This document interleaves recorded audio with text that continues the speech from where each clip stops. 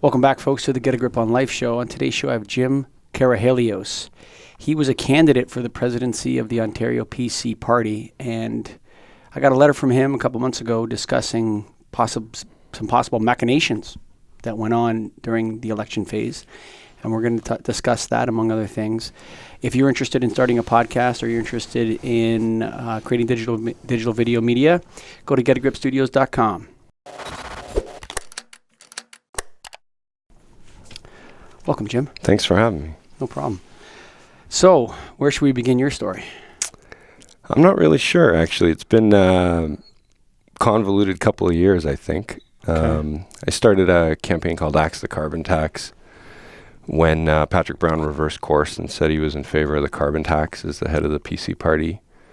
Members were upset because he ran for leader saying he was against the carbon tax, kind of portrayed himself as a fiscal blue conservative. What I thought was going to be a campaign, kind of internal party campaign that would kind of get settled at a policy convention in the future, morphed into a lot more. We started getting reports of nominations in the party where, I don't know what you want to call them, shenanigans, ballot box stuffing. I mean, there's already been news reports that fraud happened in the Hamilton nomination, the one that the police looked into. So the sister campaign started called Take Back Our PC Party, where thousands of members were signing petitions to call a general meeting of the party.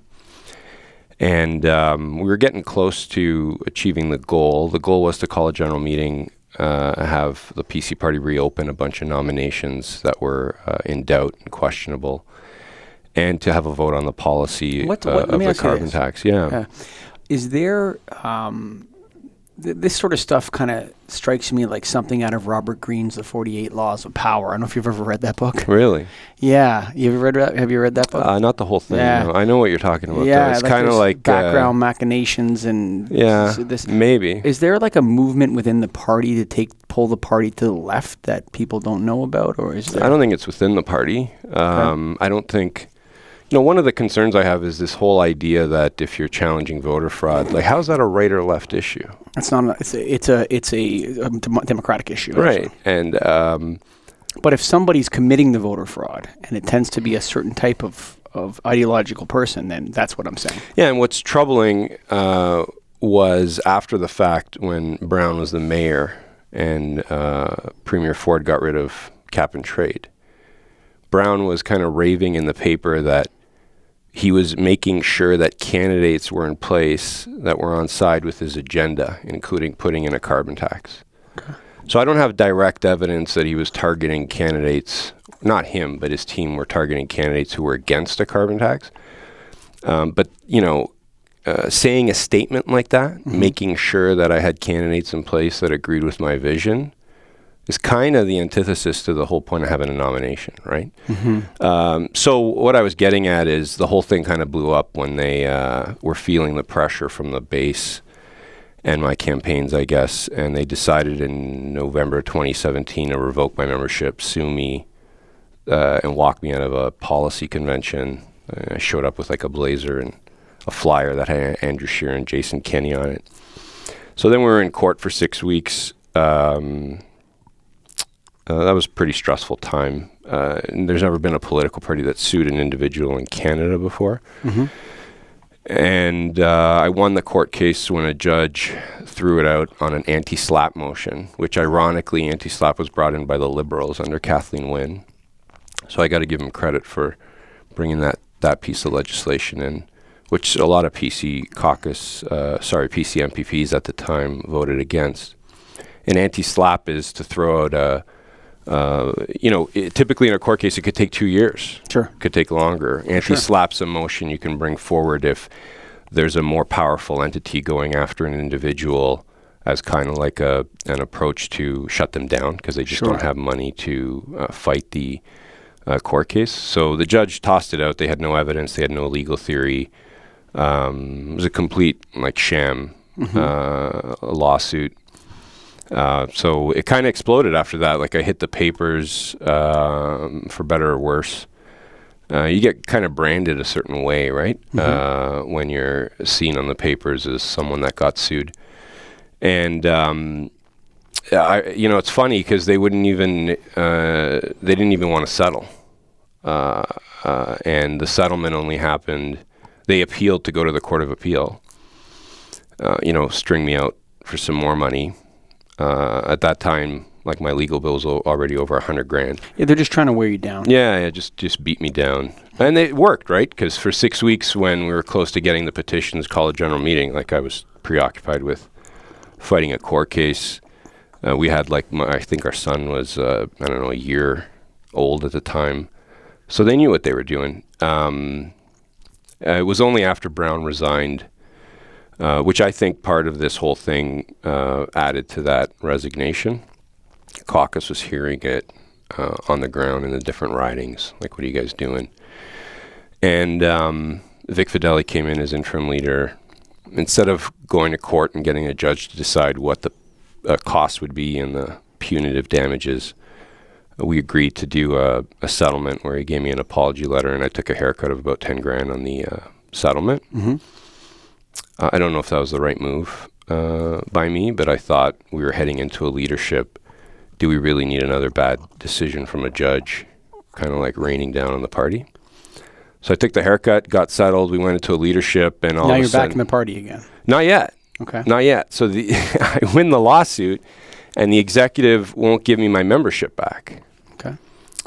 And we're in the leadership, and all the candidates are talking about, crisis in the party, grassroots, respecting the grassroots. Obviously, they were all against carbon tax.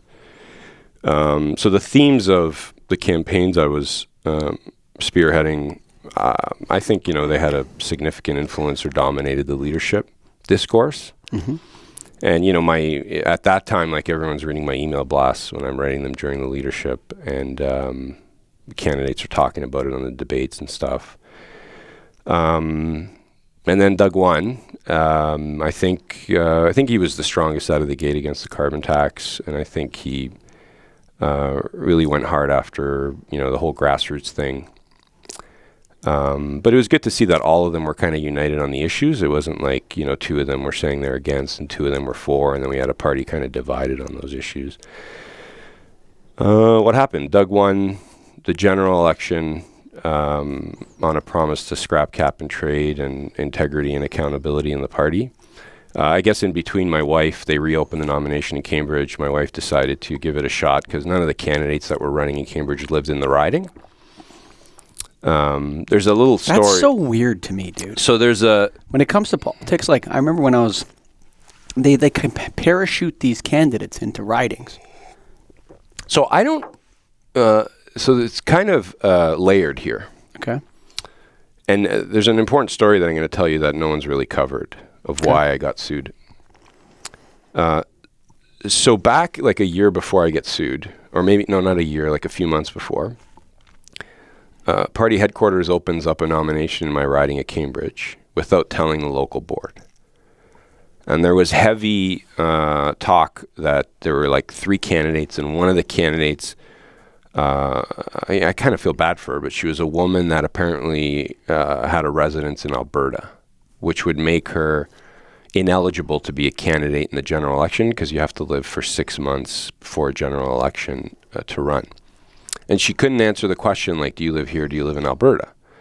So I don't know if I don't understand what was happening if she was thinking she'd win the nomination, then move 6 months before. I don't know. But according to the rules of the party, like, if you're not eligible at the time of the nomination to run in the general, you shouldn't be allowed to run the nomination. So the riding association was very upset about this, like unanimously upset. Even people who were critical of my campaigns on the riding association just said this is crazy. And we got a litigator to tell the party we're going to sue if you don't stop this nomination, because the backroom discussions weren't going anywhere. Mm-hmm. Like, they were just ignoring us. And when they caught wind that the riding association tasked me with finding a litigator, like unanimously at a riding meeting, it wasn't even my motion that I brought forward. They stopped the nomination. This is before Doug's leader, right? Mm-hmm. This is when Patrick Brown was in charge. They stopped the nomination, say we'll do it later. But what's going on at the time is it was the first nomination that everyone could see was going sideways that successfully got shut down. So I get targeted as, people on the inside start blaming me. This is like all Jim. Somehow I miraculously did it all by myself. So I get targeted, and the riding association wanted to file an injunction to stop the nomination.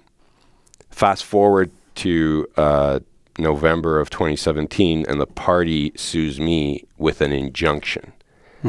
And I hear that I had one of Dykstra's guys call me and say, he's getting a kick out of it because he's really embarrassed about the threatened injunction and the shutting down of the Cambridge nomination. Now we're going to file an injunction against you, or he's going to file an injunction against you. So that kind of like that inside baseball story never got really reported, that it was kind of payback for what happened in Cambridge. And then after the leadership, they reopened a few nominations, and Cambridge was open. The Alberta woman had moved on. 2 guys left, didn't live in the riding. There was a really strong sentiment in the riding that we needed someone who lived in the riding and was kind of like on the right side of history, detached from a pro-carbon tax agenda. And I don't know, my wife decided to run. I said, you only got 2.5 weeks. Like, it's impossible. You don't even have time to sign up memberships. And she pulled it out in 2.5 weeks. So that's another... What's her name? Belinda Karahalios. So Belinda is she now the MPP for that area? She's the MPP for Cambridge. Okay. And like winning a nomination 2.5 weeks is, I don't know, I've never heard of that before in politics in Canada. She probably won because she was a local candidate and people knew her, and there was probably a zeitgeist. That was part of it. Part of it was also she worked really hard for 2.5 weeks. She took the stand against the carbon tax and other issues that the other candidates were kind of wavering on. And there was like just a strong sentiment because of the drama that was going on before, like the whole Patrick Brown thing, and anyone kind of associated with the prior nomination got a bad rap, I guess. So her coming out as being like a fresh face and detached from that. And sometimes there's luck. Yeah. Timing. For sure, timing. Yeah. Like you come right out of a leadership where they're talking about the themes of my campaign. She got the same last name as me. Sure. It helped with momentum, right? Yeah, momentum. So, I mean, luck, momentum, timing, all that sort of stuff. But she's really like, people don't really, people are hot and cold on me, but she's a very different personality than me. She's very positive. She works really hard. She gets along with everybody. We're just very different. So she's doing a good job. A lot of people out there don't realize that that there are internal democratic processes within parties. A lot of people don't realize that there are no laws governing those. So those are like just the same as a community organization. Right. So whether it's a nomination or riding president, you got my letter. There was a survey on it. People can't believe that there's no law. Like there's nowhere for me to go to say this happened other than inside the party. And if the guys with the power levers are against reviewing it, you're kind of pooched. Outside of possibly filing a legal action. So you were running for the president of the PC party. Yeah. So this is a paid position. No, volunteer. It's a volunteer position. You're going to tell me I'm crazy. Why would you do that? Yeah, this whole thing, like part of me is sitting here thinking to myself, like, why the hell are you wasting your time? What are you doing? I know. Yeah, I mean, like, you do these campaigns, and you're talking about doing nominations right, respecting the grassroots, being on the right side of policy, and then the convention gets called right after we win an election. And I start getting a lot of people reaching out saying, like, you should run for party president. And so Doug Ford's the Premier of Ontario. Right. And now you're going to this election. Yeah, and it's a board of directors that, in theory, is supposed to govern the internal party. Shouldn't this be a celebratory convention? Yeah, you just won the. That's fair. That's fair. But it is an election. Sure. And so elections can get rough. I don't think prior to Dykstra being the president of the party, Who's Dykstra? Yeah, so Rick Dykstra was close with Patrick Brown. He was the acclaimed president of the party under Brown. Okay. I don't think we'd ever had a convention but there's millions of dollars in these parties, isn't there? In theory. I don't really know. Yeah, in theory. Yeah. Like the party is who pays for the advertising. That's right. And they spend millions of dollars on advertising. Right. But usually, like what happens in nominations locally and at the party level is you got a campaign team and they go to the party just like a candidate as a campaign team goes to the riding association. And, the party would transfer or have the campaign team kind of run the money. It's the in-between campaigns that's critical. Like, what are we doing with governance? What are we doing with riding associations? Sure. What are we doing with nominations? What are we doing with the next convention? That kind of thing. So, and these are all volunteers. Yeah. You need to have paid positions. Well, I don't think there's any political party in Canada that has their board run by paid positions. Board, fine. But I mean, you got to have an executive director or something that's a paid person. So there are staff at a party. Okay. There's staff that are paid. And in theory, they report to the board. In theory. Just like any not-for-profit or charity. Sure. In theory. In theory.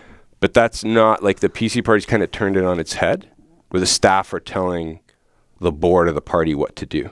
That's probably because the board is a bunch of volunteers that doesn't really know what the hell's up. Well, I don't want to, like, and that's why they don't want a guy like you in there, because you're going to come and turn everything on its head. Yeah, I don't know about that. So, look, before I ran these Axe the Carbon Tax, Take Back Our PC Party campaigns, I was not a guy that was out there, saying, you guys are doing everything wrong, you guys are doing everything wrong.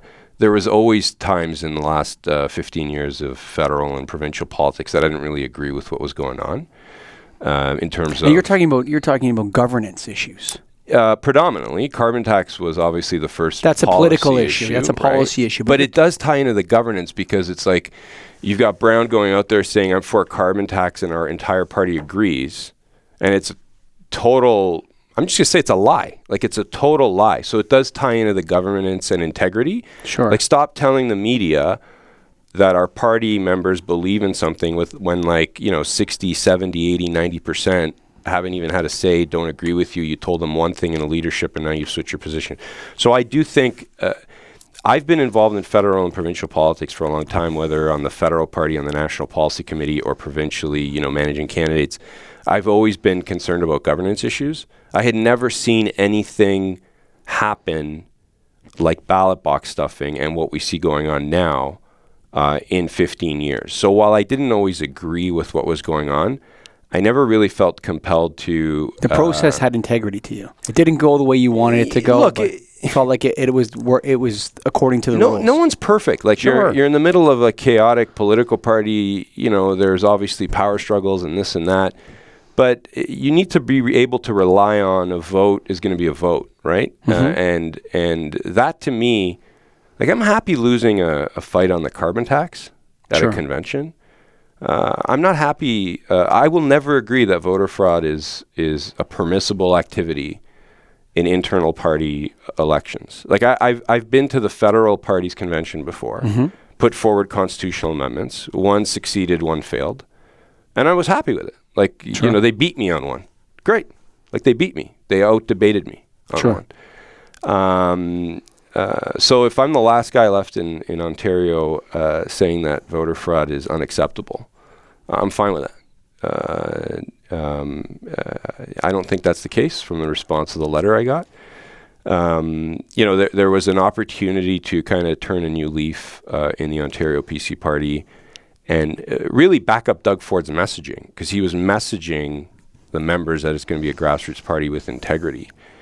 And I thought it was an opportunity to put into action what I was writing about. Because at some point, you can't just be the guy that's saying you're not doing it right. Like, show us how you want it done. Sure. And I've always been someone in leadership positions, whether at work or outside of work, and implementing and trying my best to move things forward. So I thought, yeah, let's give it a shot. Let's run for party president. And obviously, I'm not saying a lot of politicians say, doing it for the cause, doing it for the people. It's not a paid position, but you're doing good work. And that's why I ran. And people were excited about me running. You were in that convention, right? No, I wasn't there. Yeah, and I had a lot of support at convention. People came in to convention I had support going into convention. The majority of the members. Just so you know, I'm not a member of any political party. Okay. That's great. Yeah, no, I've made donations to various political parties. Right. But I'm not a member, and I don't want to be a member for the reasons you're stating right now. Yeah, so it's unfortunate, right? Because I'm getting a lot of that from people, and sometimes I wonder, what does a membership get you? The problem with people not being members is, in a general election, you really got 3 choices, right? 3, 4 choices. And your vote is so much more amplified inside the party because there's fewer people voting, right? And by the time we get to the general, the parties have got their candidates, the nominations are done, they've decided their platform. You wake up at a general and you don't like the candidate in your riding, like you like the party, but you don't like the candidate because he lives in some other part of Toronto. It's too late, right? Like you've got your choices. Their platform is set up. The discussions in the party have been done. So the vote is so much more amplified inside the party. And I think that there are a select few people in the PC party that are terrified of that because they know what they're doing is totally offside with the members of the party and the 2.3 million people who voted for Doug Ford. And that's why you constantly see this. See, there inherent to me lies the problem, right?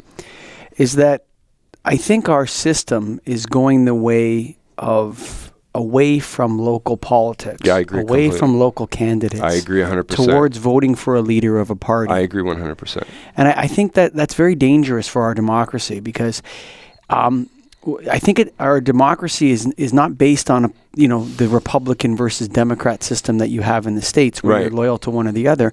A lot of times, you'd hear Canadians when I was younger saying, gosh, I'm not a liberal, but I really like Joe Schmo. And I really resonate with his message, or, I'm not a progressive conservative or whatever, but I really like X, Y, and Z candidate. And that's evaporating in Ontario politics. I'm not going to say Canada because I haven't really talked. Look at the federal stuff. Yeah. I mean, people are saying, I vote for Justin Trudeau, I vote for Doug Ford. Andrew Scheer's got a problem because nobody knows who he is. I think Jagmeet Singh's probably more popular than Andrew Scheer within the public's Ontario? mindset. Yeah. So I think that there's an issue with this idea of people focusing. And Canadian politics has gone from focusing on the candidate in your riding to this leader worship that we have in the United States. So it's the tension we have between having a UK system and being bombarded with this presidential system from the US, right? But the US system has like 3 layers where a president can't do anything unless you get the Senate and the House on side. Yeah, they have a triangle effect going on. So you see like members of the president's own party not voting in line with what he wants. So it makes it a lot harder to just steamroll an idea through. Like, I don't know who the Speaker of the House right now is in the Congress of the United States, but I often, when it was Paul Ryan, I would often explain to him, like, Justin Trudeau's not like Donald Trump. He's like Paul Ryan. Interesting. Like, he's not, like, he can be taken out in 1 second without an election. We don't have that executive leadership in Canada. And I think there's pros and cons to that. But when you start to filter down, if you have a breakdown within the democracy of the political parties themselves, then that, to me, is the canary in the coal mine for the breakdown of democracy in general in society. I agree. And if you can just stay with my thought pattern here, I think what you're seeing with like Randy Hillier in the PC party or Jody Wilson-Raybould in the Liberal Party is based on the core problem, right? And there's a lot of hypocrisy. I'm not saying specific writers in the media, but the narrative in the media. Because on the one hand, we want MPs or MPPs who are able to speak their mind. Of course. And you'll see it in the UK, right? Like political parties have within their own ranks MPs. There's factions within British politics. And it makes it harder to get something through, but that's not necessarily a bad thing. So especially if you're conservative and you don't like change, it should be harder to go and unanimously or unilaterally change things. So what you're seeing is at the same time we're reading in the paper, we want more independent voices within parties.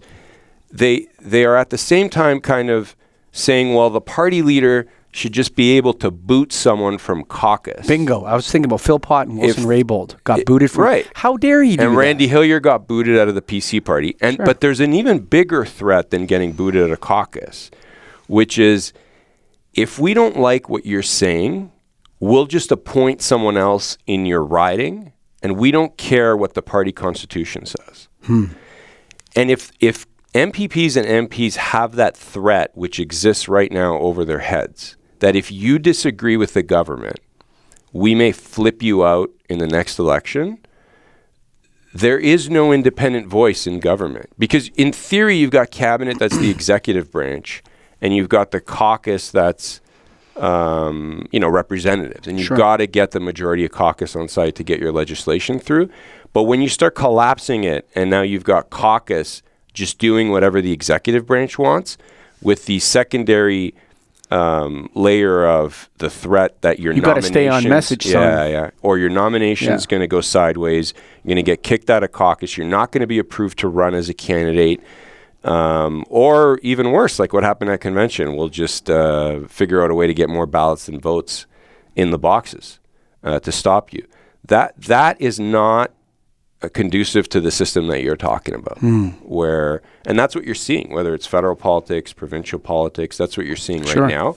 And I think the core goes back to, do we have rules in political parties? Are they legal? And what's the remedy if those rules are not followed? Like when Doug Ford comes out after the election and decides to appoint 12 candidates, and he says to the media, oh, it's in our Constitution. Well, it's not. Like I wrote an op-ed on it. I've read the Constitution. Nowhere in the PC Constitution it says can the leader. So you're the appoint. guy who read it. I did. I had never like closely read it until all the nomination stuff went sideways, and they got really upset about this op-ed that I co-authored. There is no power in the PC Party Constitution for the leader to appoint. It says every candidate will be selected by nomination. And you know what? We all gave him a pass. Because it was right before convention. The election. I was, at home. We were knee deep in my wife running. And we gave him a pass. And when you give these guys passes, they just want more. They want more. Corruption begets corruption the same way winning begets winning. So we gave him a pass there. And he won the election. We almost lost a couple of the seats where he appointed people, seats that we should have won safely, because locally people were really upset. And then we go into, election, he wins, so all's forgiven, right? He gets rid of cap and trade. He's peaking at the polls at like 43%. They rush this convention call. They line up this slate of Brian Patterson and a bunch of people. And no one's happy about this slate. There's rumblings in the party that, what are they doing? Like, why are they trying to appoint this slate? It's a convention. We should be able to vote on the different positions. And I decide to run, and the campaign got heated. Like, as soon as I start to run, they start leaking out of party headquarters slam stories. They get the media to write them some slam stories on me, where the media was previously calling me the conscience of the party. Now I'm a maverick. Right? You're kind of a maverick, though. Well, I don't know. Like, I guess, but when you're against voter fraud, is that a maverick position to take? Yeah, no, it's kind of a high road in a way. Outspoken? Outspoken, maybe. I don't know. So, so the media starts, you see Vic Fideli come out, media headline, blasting husband of caucus member for supposedly using a quote from the thank you letter he gave me, blasting me. Vic Fideli never blasted me. So I'm getting hammered in the media by PC operatives who are leaking stories. And I love these stories where they say, sources say, but they'll never identify the source, right? That's fine if you're reporting someone. I think when you're turning the gun on an individual, you should probably identify the source. Don't you think? Yeah. Instead, we've got some reporters out there that want to cozy up to whoever's running the show at Queen's Park for tips. So it's easy to go gunning at one guy. Sure. The irony, so then I fired back. The ink stain wrench needs something to write about. Right. So I fired back, and I fired back on his on Patterson's slate having lobbyists and returnees from the prior executive who either stayed silent or voted in favor of suing me and trying to destroy me. Mm-hmm. And I fired back on Patterson's prior positions. He was never for Doug Ford. He called Doug Ford the circus if he ever ran. I was really good friends with Rob the last year of Rob's life. I'm laughing at the way politics works. Yeah, and you've got a political staff behind Doug saying that Brian's our guy. Yeah. And everything on the public record that Brian's ever said, including trying to shut down the leadership on the same day Doug says he's going to run. Mm-hmm. Because he wanted another candidate and he wanted the carbon tax. Well, the repercussions of that would have been the carbon tax would have been in the platform. I'm just simply campaigning on what he said on the record, and they lose their mind. Mm-hmm. They think this is beyond the pale in a campaign. So it's okay for them to fire on me through the media, anonymous sources, where some in the media are doing Dean French's dirty work. And the minute I put my name on something and say, there are questions on who you're running with, and the members don't like it, that's offside to them. They still, I'm pretty sure, were pretty confident going in a convention they were going to win, because they thought if we've got Doug Ford and Caroline Mulroney and Christine Elliott and Vic Fideli and Rod Phillips and on against him, he can't win. And at convention, the speeches went way better than I expected. I got like multiple standing ovations. I left the room right away after I was done. I heard my opponent's speech didn't go so great. And then I just hear this panic going on Saturday night. So Saturday night at the convention, if you want to hear it, they've got Doug Ford on a Q&A with the editor of The Sun. And up until that point on Twitter and in the media, anonymous sources say Doug Ford supports Patterson. But Doug's never on the record said, out of his mouth, I support Patterson, right? So he's on the stage. And the last question is, Doug, who do you want people to vote for tomorrow? No, he's the Premier of Ontario. He's the boss. Yeah. So here it is, right? Like my team's like, oh no, he's going to say Patterson and we're going to have a problem tomorrow. And instead, Doug says, I want people to vote for who they think is best, who will work the hardest, and bring integrity into the party, blah, blah, blah. So my entire team is like ecstatic because they conceive that as an unendorsement of Patterson. Like if you, for the last week, are putting in the media months and tweeting out, I'm for Patterson, and then when you're asked in front of the delegates at a dinner, who are you for, and you don't say you're for Patterson, it's an unendorsement.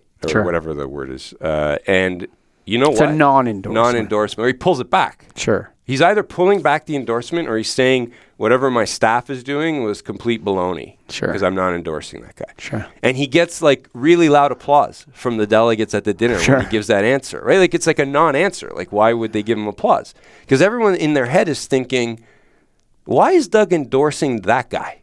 Yeah, sure. Right? So thunderous applause or a loud applause he gets. At the same time at the dinner, there's some staffers or supporters of Patterson handing out this blue piece of paper showing 50 members of caucus support Patterson. And I'm getting calls and caucus coming up to me at night at the reception saying I didn't give them the okay to put my name on that blue piece of paper. So I'm pretty sure I've got like most of caucus on side for me to be party president. So I'm feeling good about Sunday. My opponent on his team has people like friends of mine or former friends of mine in the party that I've helped out before, like Stella Ambler, who's a federal candidate in Mississauga Lakeshore. And I'm thinking, look, it was a tough campaign. It's going to be, it's going to be a vote. It'll be over. But the last thing I'm thinking is that they're going to cheat. Because like my team that knows people on the other side. Who's in charge of cheating here? Why would anyone want to cheat? That's a good question because people on my team are saying they're not going to cheat after what we've been through in the last few years. And you're saying that somebody at this convention, this is what blew my mind. More than one person. So you're saying there was a cabal. Yeah. A small handful of people. A cabal of people that didn't want you to be president of the volunteer president of the PC party. Yeah. and wanted Brian Patterson to be the president of the PC party. So I'm not a conspiracy theorist. There's all kinds. That's a conspiracy, man. It depends how many people you want. It's not a conspiracy because it actually happened, right? Conspiracy is like. Well, conspiracy can be real. A conspiracy theory is something that this is real conspiracy. It's a conspiracy amongst a small group of people. It's a cabal of people that influence the outcome of something that seems like a small thing, but really is a very powerful position. So I could tell Ontario you, politics. I could tell you what I know happened. This is a particularly powerful position in Ontario politics that people don't know about, simply because the PC party is in power right now. Yes and no. If you're party president or on the executive, and you. So why would people care then if it isn't powerful? So there's a variety of things. Number one, the staff. I was told specifically from someone in the Premier's office that face-to-face that tried to get me to drop out of the race. Was this Doug Ford that tried to get you? No. They wouldn't let me meet with Doug because they knew if I met with Doug would be like, Jim was friends with Rob. I don't have a problem with Jim's messaging. Let Jim run. Come on, he's a good guy. Okay. Married to someone in caucus. Why do we have to do it this way? Mm-hmm. They wouldn't let me meet with Doug. Someone from the Who's they? His staff, the Premier's office, Dean French and Jenny Byrne at the time. They wouldn't let you meet with Would not let me meet with Doug. It's courtesy when you're running for a position like president to request a meeting with the Premier. And sure, get or the leader of the party. Leader of the party. Yeah. Just out of courtesy. If I got that meeting, everything would have been fine. They wouldn't let me. I had a meeting booked at Queen's Park. I got there, waited 20 minutes, and they said Premier had to go. And the person that I met with told me, we don't want you running for president. And I said, I don't think it's your choice. I think that's why we have conventions and there's delegates. That's totally inappropriate. So at that point, I'm thinking, look, it seems to me that the Premier's office is going to be for Patterson.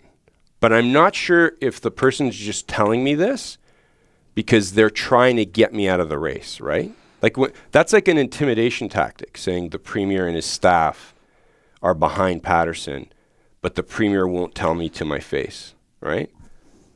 You get what I'm saying? Yeah. Like if the Premier says it to me, then you're kind of thinking it over, right? But when a staffer who you don't even know has the Premier's ear says it to you, I'm like, I don't know if I believe this, actually. Because from what I know about the Fords, they wanted nothing to do with Brian Patterson for years. Mm-hmm. Nothing to do with him. So I'm like, you know what, I'm going to run. And then they start with the attacks in the media and getting the Minister of Finance. Because apparently the Minister of Finance has nothing better to do in Ontario than attack the husband of a caucus member who's running for a volunteer position. Who cares, man? He had nothing better to do, right? Yeah, he wanted to go to the media and blow this whole thing up so that it's in the media now that we have a convention. Yeah, who wants any of this shit? I don't know. They decided right away when I ran, like, let's go to the Star because this, every conservative reads the Star. Oh, sure, the Red Star. Let's get the Star to just blast Jim For sure. But who cares about the Star? What they try? And the genius is, if the Star's attacking me, who cares what the Star says? Anyway? Actually, it's helping me. Exactly. Because conservatives are like, if the Star's blasting this guy, perfect. We want this guy. So yeah, it's almost like a favor. It's almost like a favor to you. Blast away. You want if those people hate you, you're doing the right thing. Right. You want to do some chaos. Blast away. Sure. So until I get a call from Doug Ford telling me don't run. Like if the Star's blasting Jagmeet Singh, he's got a problem. Right. So, where were we on this? We're getting into the we're getting into the details here. So you're saying there's 1,000 delegates that voted, but there was 1,230 votes cast. Yeah, and you were asking me why would they do this? Why? It doesn't make any sense to me. So I have I know why. Why? There are real reasons why, and then there's speculation. What are the real reasons? Right? The real reasons why is they're going into convention. And they've put on Doug's Twitter that he supports Brian. And the media is reporting that he supports Brian. And they don't think I can win. And if I win at convention, it's embarrassing to them. Why? Because they don't think because then the Star, who they were going to trash me, may write a story saying Doug doesn't even control his own party. Doug's candidate got crushed 2-1 in a vote. I don't think it's a big story. But when I'm doing my speech... That's got to be on page 10 of the Toronto Star. Right. When I'm doing my speech, my campaign team is with cabinet ministers in earshot, And they said the response I'm getting to my speech, and the cabinet ministers are panicking, going, oh no, this is not good. We're not going to win. Who's we're meaning Brian Patterson? Yeah. Like the guy that we've endorsed as a cabinet, or not all a cabinet, but majority of them. What's the worst thing that could happen to them if you win? I don't know. There's apparently a lot of fragile egos in the PC party that they can't stomach losing a campaign because all of a sudden now they're cabinet ministers and they've got to show that their riding or their members didn't vote for the guy they didn't vote for.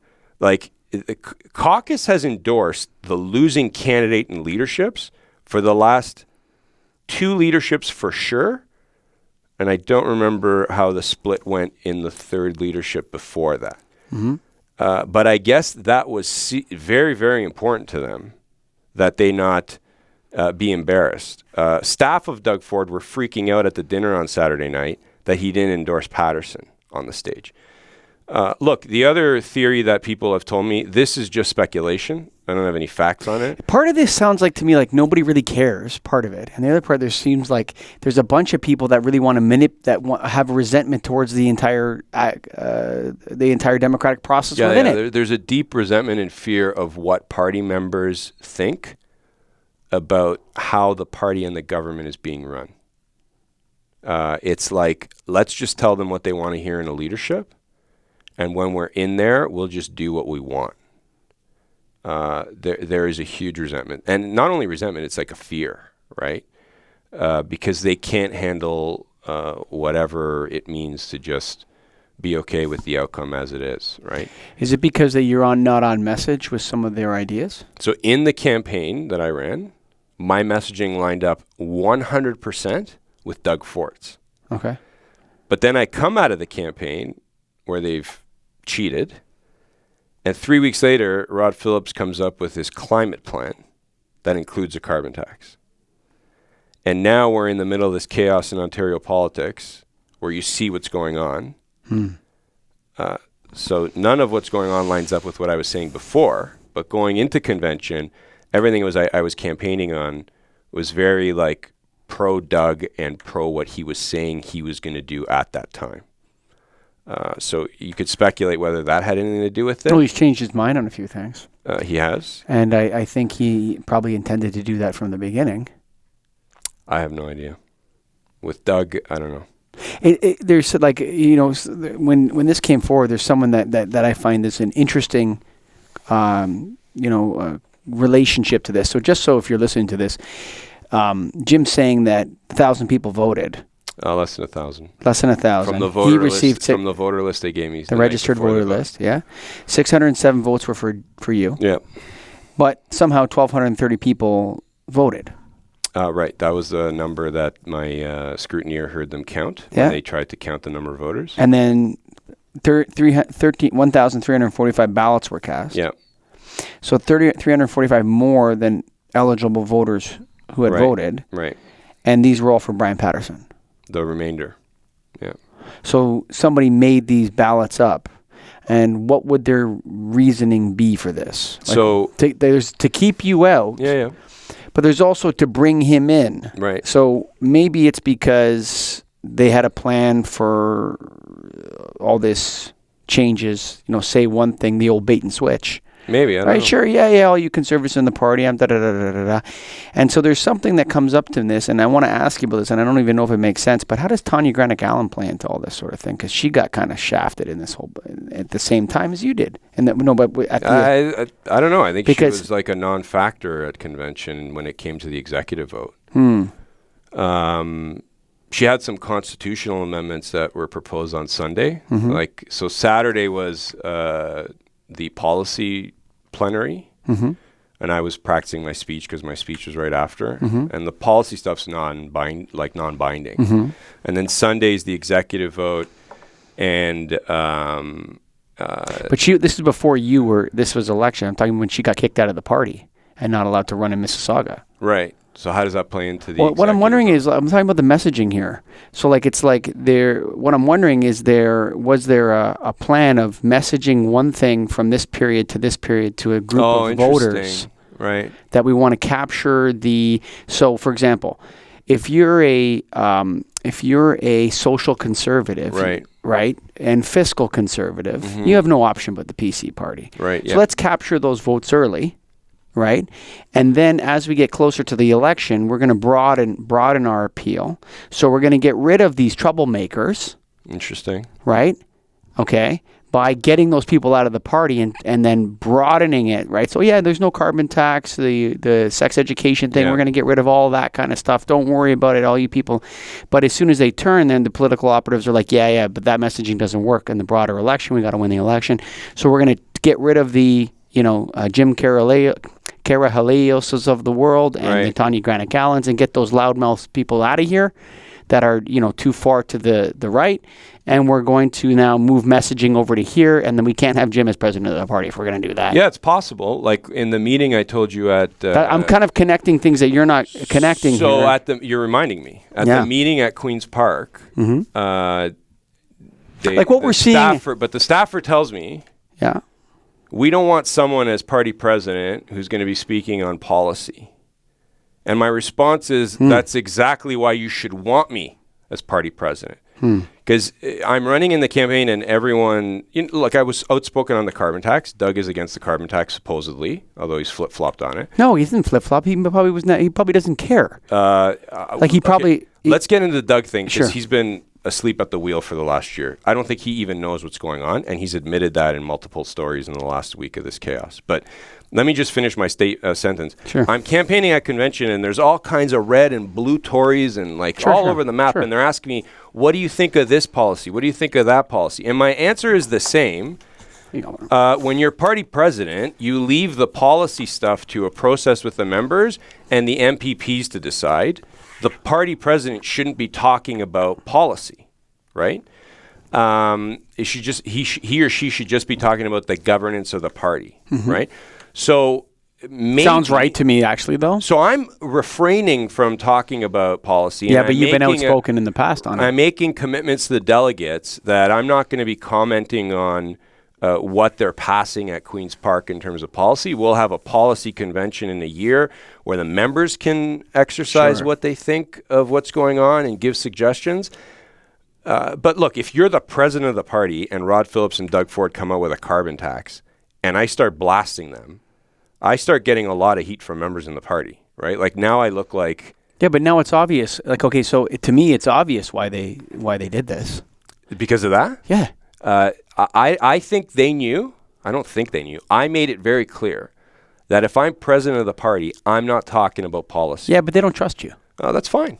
I've been consistent, but it's true. They don't even trust themselves. They're like, They don't. A lot of projection in politics. If they don't trust themselves and their team, how are they going to trust me? You're right. I think what they need, what they're looking at is like, gosh, who cares about who? The last thing we need here is Karahalios having some kind of a fucking platform to talk about this. Oh, that's interesting. We want to move this. Because apparently party president's like a huge platform or something. No, but I mean, what they don't need is like they want to move their messaging. They had planned to move their messaging from the beginning, which is why they used Tanya Granit-Gallon in the beginning, and then as soon as they captured everyone they associated with her, they chopped her off, and you move to the next one, and then you come along and get that person out of the way, and now all the platform stuff where they gathered those social conservatives are now that's left behind, and now we're doing this. Hey, maybe this is just how the game works, man. That's the way the game works when you want to lose, when you're addicted to losing and you love losing. Because Brian Patterson's been around the top of the party for... He's a loser? We keep losing under this model. We keep losing. I think what you're saying, the media really likes to break down what's going on in politics with policy. And there's something a lot higher than policy, and that's like consistency or integrity or whatever you want to call it. And betrayal is something that really hits home with people and their vote. Because there's this theory that you're going to swing a vote. But what we never read about is people just mailing it in and saying, I'm not voting. And half the people out there, 50% at a time, don't vote. And it's not the same 50% every election. There's this fallacy that the 50% that don't vote are the same ones every election. It's not the case. People skip elections. You saw it with Ignatieff federally, the Liberal vote collapsed. You see it on the Conservative side too, the last 3 elections before Doug.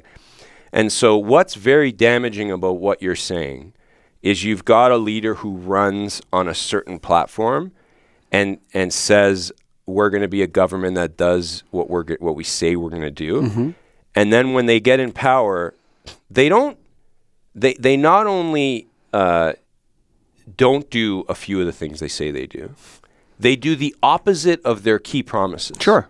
Happens all the time though, man. And then when you see a Doug Ford budget, because on the Tanya thing, like, he was forgiven. Everyone, including Tanya, on those appointments, came out and said, we support Doug Ford.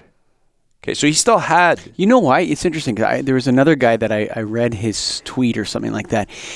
What's the party? He's part of that Christian party that's on... what are those... A Christian party? Yeah, in he's Ontario? part of the... Yeah, I don't know if it's federal or not. I can't remember when I saw it. But anyway, he was running as part of the... some alliance or Christian... It's like a nothing party. But he tweeted out that, he was scared that he took too much of the right-wing vote or right vote, that the PC person or the Conservative candidate wouldn't get in, right? And there's like this terror in Conservative politics of people would rather the leaders of the PC party be slip-slidey, not keep their word. They'd rather be that? Yeah, they'd rather have that than the Liberals get in. It's like choosing the left. In the beginning, when you're going into an election, there's a lot of that, right? So there's a lot of leave Patrick Brown alone. We have to say what's necessary to win, and then we'll do what we got to do. Yeah. And that's like the reverse of what you're telling me. That's like we're going to campaign on the left because we're going to trick everyone. No, what they're doing... And then when we get in there, we're going to really be conservative. No, it's the other way around. But that's what's going on. But what I'm telling you is under Patrick Brown, when I'm getting hate mail and hate emails, mm-hmm. right, telling me to go F myself or die. Who would say that? Yeah, Come on, really? A lot of people don't like me. And I'm fine with that. Because you know what? What I've learned in the last 3 years, the only respect that matters is self-respect. Sure. So when you're running for party president, you care about what people think of you. And it comes to a point in time where it's like, you know what, I've had enough trying to change people's mind. You're either with me or you're not. Sure. So the danger, if we could just stay on this train of thought, it doesn't work either way. You want to campaign on the left and then govern on the right. You want to campaign on the right and govern on the left. The people that got you in are going to abandon you. They're going to abandon you. Yeah, but they have nowhere to go. Yeah, they do. Where? At home. So, no. Yeah, stay home. Yeah. So what you're seeing now with Ford, carbon tax and integrity is all he talked about in an entire general election campaign. That campaign was a tire fire. Okay. It was a disaster because we had 407 this and nomination that and fake memberships here. And all he did was go back to for the people, not the insiders. I'm against the carbon tax. And we're going to do tax relief and balance the budget, right? Mm-hmm. And his first convention, it's all about the insiders. First convention out of the gate in front of the most active 2,000 people in the PC party who probably talk to a large portion of the others that don't attend. And then you go to a budget, because look at the timeline. It's pretty consistent. You go to a budget, and everyone from his 2.3 million voters, because he doesn't win by stealing hundreds of thousands of votes from the Liberals, if you look at the numbers. Everyone is expecting a budget with tax relief and a plan to balance. And they think they're smart, and they're going to put forward a budget with no tax relief, no plan to budget, to balance. And somehow they thought that there were no cuts in the budget, which is funny. And his poll numbers tank. So even now that he backs away from the cuts, I don't know how you get cuts in a budget that has record spending. It just baffles me. And yet, even though he backs away from the cuts and said, we're not doing that, because apparently he didn't know. It was all Vic Fideli's fault. Doug had no idea what was in the budget because he's only the premier. Why would the premier? I actually don't underestimate Doug Ford's lack of knowledge. on these things. I don't underestimate There are it, people actually. that write that he's a smart guy. I don't think he is. Well, I don't know. I don't know what's going on. I'll be honest with you. Like I actually think that I actually think that Doug Ford is a figurehead. So saying things to the Like media. his brother may have been smart, although he was maybe a buffoon. But the way he behaved, especially coming at the end of his brother marriage. had personal issues. That's the end of the day with his brother, right? Like when he's acting that way, he's got addiction issues. Yeah, he should be resigning as mayor of Toronto. Okay. Maybe if you're in your right mind at the time, and you're not. The other thing is, like, I just look at Doug Ford. I see a guy. Stay on message, Doug. Don't say anything wrong, Doug. Like a person that maybe he doesn't know what's going on. Actually, he's confirming that in media reports because everything that we've seen since that budget has been, I didn't know that cut was in the thing. I didn't know Dean French appointed that person. I didn't know Dean French appointed that person. I had no idea. I'm tired. I'm tired of fighting. Like, what? What?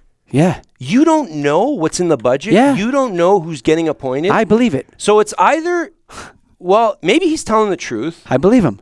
But either way, it doesn't look good. Yeah, because for sure. he either doesn't know or he's lying, right? Like, he there's doesn't no know. third option. I don't think he knows. Well, and it's no wonder, like, this idea that we're going to move to the left. Like, do the guys in there want to destroy him? Like, I don't understand what they're doing. Because he's moving the party to, the budget is going to, what was the quote in the article?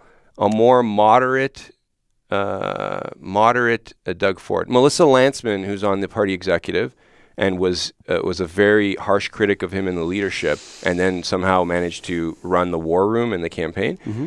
She comes out on CBC a week and a half ago and says, Doug Ford is not an ideological conservative. What? I would say that's for sure correct. In the campaign, it was, I'm a conservative for integrity in the grassroots and I'm against the carbon tax. And now we're getting his people that ran his campaign on the executive telling us, you were wrong. Sorry. He's not a conservative after all. Yeah. Then we're sitting here wondering, why are the polls collapsing? I think the reason why you're confused. Yeah, about I'm confused. Well, I think that you're not seeing that somebody may have planned all this from the beginning. Now you're talking conspiracies. And a successful one too. Sure. But what's the conspiracy? To lose? To blow up the party? To destroy the party? No, I think that the Progressive Conservative Party believes that they have to bring themselves swing left every time. Well, what I'm telling you is when we do that and break promises and break the image that we're presenting, we lose. I think the reality of politics is something that you can't stomach. Me? Yeah. I think the reality of losing is something that I can't stomach. Yeah, but you're going to lose. I don't like, no, I'm fine with losing on the up and up. Yeah. I don't like our party getting blown up and destroyed. Because can you tell me this is what happened with Stephen Harper? I think Stephen Harper and Doug Ford are two completely different cats. Yeah, but Stephen Harper is a very intelligent. He didn't do things your way federally, which you think is it's very disappointing. No, he did the opposite. Yeah, but it's disappointing to hear. Like, what you're basically saying is that's just how politics works. No, that's not what I'm saying. All right. That's what I'm saying. Sorry, I misinterpreted. No, yeah. No, what I'm saying is that's how some political people operate. Oh, yeah, 100%. And they operate successfully sometimes. And they need to get, I'm telling you, and they need to get guys like you who have, that are like, whether I agree or disagree with you, okay, on any particular issue, Jim, I know for sure that you're likely to keep your word. I know for sure that you're open to being convinced to an argument if the facts are there, right, and that you're not looking to play games by saying one thing and doing another. Okay, I think that you're underestimating that a lot of people are like that. That's fine. Specifically in politics. Yeah. And oftentimes they're successful. So I've been called naive. I don't know if naive is the right word. And I don't think you're naive. I think you're unaware of the dark machinations that others are willing to do in order to get into power. Yeah, that's and to control things. That's fair. Not naivety. I don't know if I'm unaware. I'm very on guard. Like this may be a part of a larger strategy, Jim, to keep people like you down.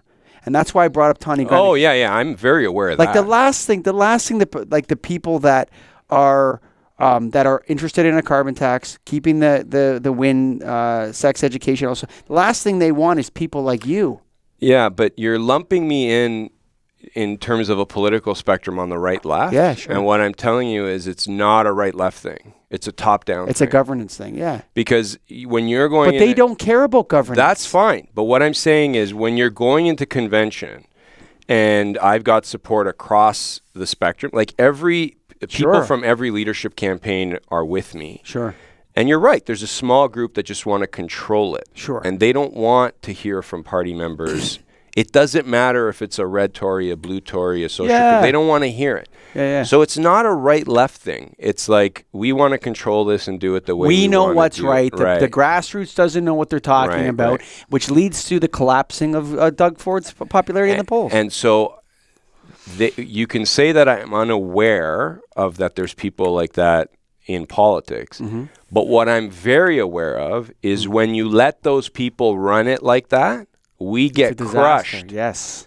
And my fear when I started Axe the 100%. Carbon Tax and Take Back Our PC Party. No, whatever it is. When I started whatever issue it is, and I took it with integrity, it doesn't matter what the issue is, though. What you're saying is that our party needs integrity. Look, I don't like being saying that some people are perfect and some people are not. I'm not perfect. People screw up. Of course, fine. People make mistakes. People, but when you're doing more things, when you're flip-flopping more and doing things that are underhanded and that this is not a mistake. That's not a mistake. But when you're the narrative in the media and in our party, because the members are always ahead of the game. The members are always angry before the media gets wind of it. So the media wants to say that Dean French resigned because of 2 appointments. Give me a break. Mm-hmm. If everything was running smoothly, he would have got blasted for 24 hours on the 2 appointments, and it would have been over, right? The Tavener thing lasted a little while, and then they got over it, right? But when a culture of behavior exists, eventually it's overwhelming, and Doug's got to do something about it. And so I don't even know why he didn't fire him. He should have just showed he was in control by saying, you're fired, but he let him resign. But so I am very aware that when we act like that, we lose. And my fear was that the way Patrick Brown's party was going was that we were going to get into government and the entire thing was going to collapse because it is anarchy in the party and there are people that think it's okay to run in no rules. And my bigger fear is that small group that you're talking about, that they actually don't think that anything is wrong. No, they just think of course not. they just think we got caught. No. They're mad we got caught. Not that they did it that way. Not only that, though, not only do they don't think that they're wrong, they think they're so much better and wiser than the grassroots. Oh yeah, I get a lot of that. Oh yeah. How? Don't worry, the little people out there that are members of the party, we'll show them what's what. We know what's best for the party. But we don't have to listen. But let's end. I'm really fascinated by your thing about I'm unaware. But if you're one of these people when I that saw acts like this, right? Who, me? No. Let's assume you're one of the guys that thinks politics is supposed to be like that. We tell one thing, we do something else. Yeah. We have a strategy for and this. you got a guy, and you're running. The campaigns are talking about his issues, and you know that there's members that are on side, and you get to Saturday at convention, and you see that he's got an overwhelming base of support with no help from the 4 leadership candidates. Sure. Don't you bring that guy in? Don't you say, you know what? Maybe it's better we got him on the inside, helping out, even if we've got to listen to him and we disagree. That's the right political move if you want to talk about smart political operatives. I don't know because I don't know why. Right. I would say this. I would say that, yes, that's logical what you just said. Because that's what the Liberals typically do, which is why they always win in Canada. When they see someone coming up, not someone, but a group of people coming out, we bring him in. But conservatives are very scared of conservatives. It's all about control in Ontario. Conservatives are scared of conservatives. It's all about control. Did you hear what I just said? Yeah, 100%. They're scared of conservatives. And I don't even think they're conservative. They believe in nothing. They believe in nothing. Yeah, I agree with you on that. So they believe in politics. Say what you want. They believe in is politics, Machiavellian politics. Yeah, sure. That's what it is. Say what you. We got to get this guy. This guy's not one of us. We got to keep him out. They called Harper Machiavellian. I didn't see him make mistakes like this. Okay, Harper didn't send orders in for a convention. Make sure you stop certain people from running from the executive. I don't know. Maybe there's others that know better than me, but I was perfectly comfortable being in a Stephen Harper party because you had your say, come to convention, lose a vote, win a vote. Everyone shakes hands, walks away after. Sure. Kathleen Wynne, disagree with her on most policies, except great that she put in the anti-slap. She believed, I think, in what she was doing. I actually think she believed. There's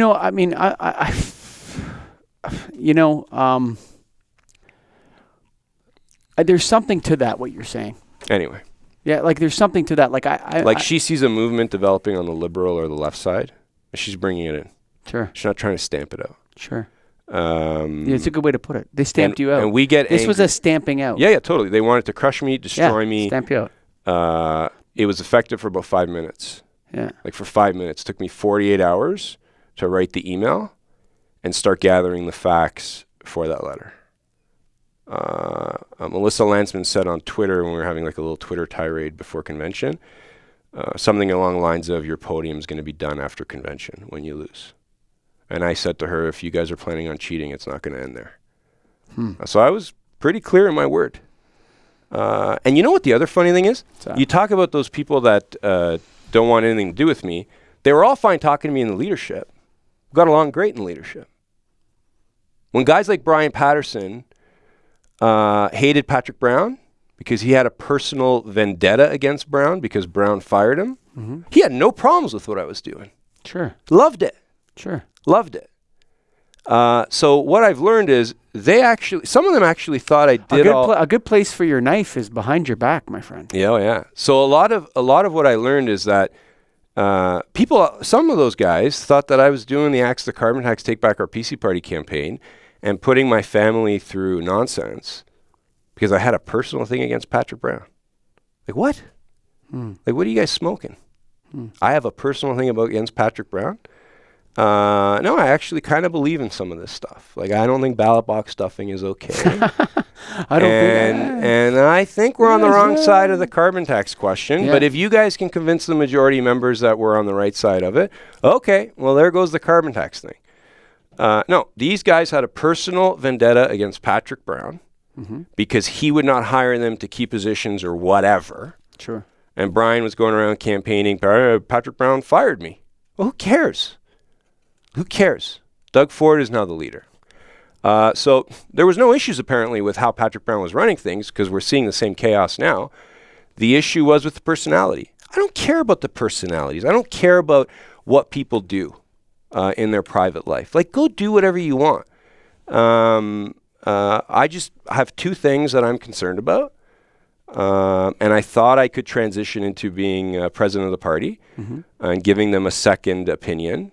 Doug always appreciated my second opinions. Rob certainly appreciated my second opinions, or first opinion when he would ask me. I didn't know him when he was mayor. I met him after. But apparently these guys don't want that. And now we're seeing what happened. Now we're seeing what happened in this, snowball of what's going on. It's not pretty. Yeah. What's next for you, Jim?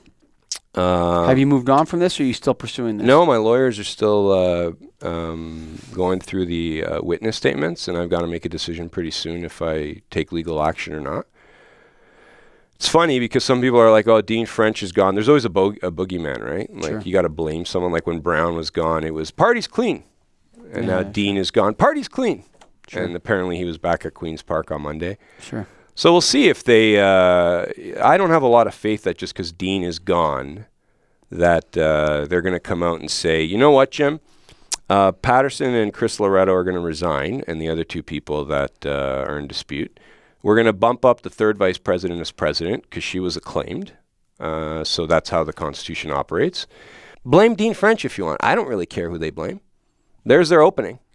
They want to do it. If that's true, yeah. If what you said, if all this is true, yeah, then that's the right thing to do. Isn't it? Yep. So let me give you two examples. So Brian Patterson, all you hear when I'm running for, he's a party guy. He cares about the party, right? What does that mean? I have no idea. Okay? I have no idea what that is. If you care about the party, do you go on and trot yourself out as president under a vote like that? You care about the party? You kept bringing up Tanya Granick-Allen, social conservatives, okay? Yeah. So Brian was No, I'm just saying that they were treated you're the same not way going to you were. know this. You're not going to know this. That Brian was supported by some of the leaders in the social conservative movement, the prominent ones in the party. He had their support at convention. All right. And apparently That's okay. They're allowed to support whoever they want. I'm not bitter about that. I thought it was great because it's not an ideological convention. Sure. It's a convention of governance ideas, of which Brian adopted all my campaign promises. What I think is funny is that you've got these social conservatives going around preaching moral lessons, and they're driven apparently by their values and their faith. Sure. But when it's not their guy getting voted in, when it's their guy on the ballot, Brian, all of a sudden, the world's not so black and white when it comes to ballot box stuffing. It's a little gray. There's a little gray there all of a sudden. They found the gray in the world, right? So, yeah, I'm a little disappointed with people who are righteous 364 days of the year and are kind of condescending about right and wrong. Sure. But then, when it's Brian, I'm starting to see the gray in the world on the voter fraud. Sure, I don't need this Jim guy in there. Yeah, because, I don't know. Brian's a buddy. Or we just don't like the way Jim campaigned. Or we never get, the best one is he's Jim, not handsome enough for here's us. the greatest quote. I wish I still had hair. I was probably better looking when I was younger. Probably. The best one was Jim deserved it because he didn't ask permission from Brian to run. Ooh. Yeah, apparently I deserved it. I'd love to get Brian Patterson on the Get a Grip on Life podcast at this point. Just come on in here. Yeah, he's a very affable guy. He never had a conversation with me. Sure. He's a charming guy from what I hear. We just have very different perspectives on what wins in politics and what loses. Sure. So. Jim, thanks for coming in and talking. Thanks for your time, man. Yeah. Thanks. That's been the Get a Grip on Life show with Jim Karahalios. You can find more about him if you just type his name into Google, I bet. So it was fun to talk with him about Ontario politics, and I always love discussing these kinds of issues. If you want to start your own podcast, folks, if you want to make your own digital media, you know what to do. Go to getagripstudios.com. But get back to mowing your lawn or driving your car, and thanks for listening. Without you, this show would be nothing.